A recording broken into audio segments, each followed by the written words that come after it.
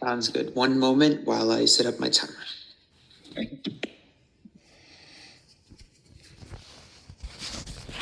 In 1939, the US government first began to use native informants to gain intel in the Second World War.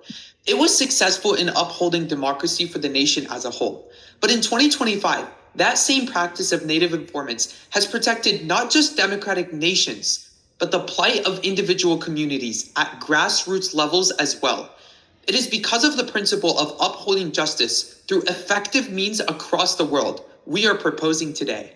First off, I want to talk a little bit about the technicalities of this round. Since the very start of this round, the opposition's advocacy has centered around telling us that native informants are not good, and instead, they tell us that spies are the perfect alternative.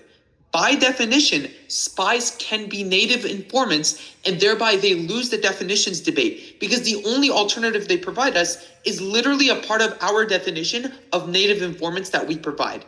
But moreover, speakers 1 and 2 of the opposition continue to bash our second speaker by asking about why he said Native Americans on accident one time during his speech. And when he tried bringing it up in a POI, the opposition cuts him off before he even expresses the fact that this was a misspeak.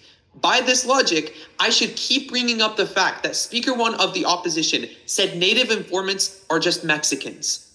Nonetheless, at the end of this debate, in order to consolidate your ballot in the proposition, I'd like to break down the debate into 3 main questions of clash. First, which side upholds community confidence and trust? Now, the opposition treats native informants as some random individual that is brought in off the streets and has no idea of what they are doing and will therein get caught. That's not how it works. Native informants are trained by the government to actually do the job in the best way possible. I mean, think about it logically. Why would the government send out informants that are working for them without training them?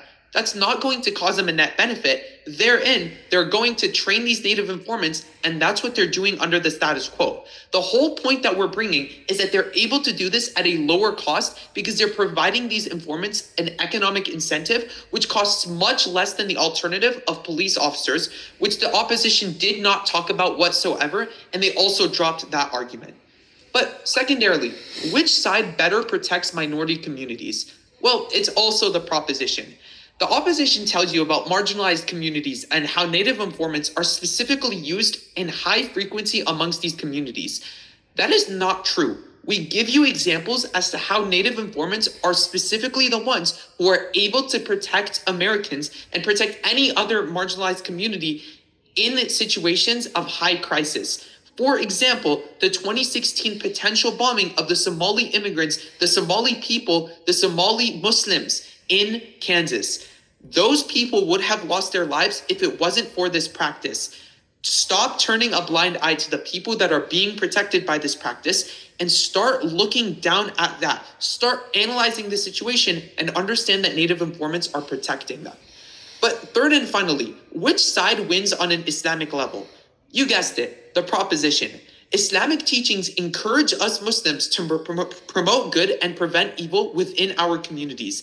If native informants are genuinely preventing harm or identifying a dangerous activity, they are fulfilling an Islamic obligation to protect society from corruption and wrongdoing.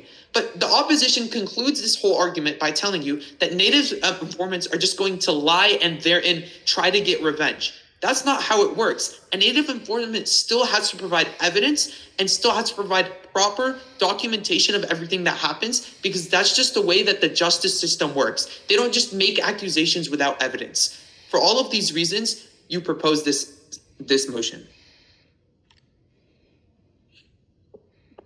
Okay, thank you. Give me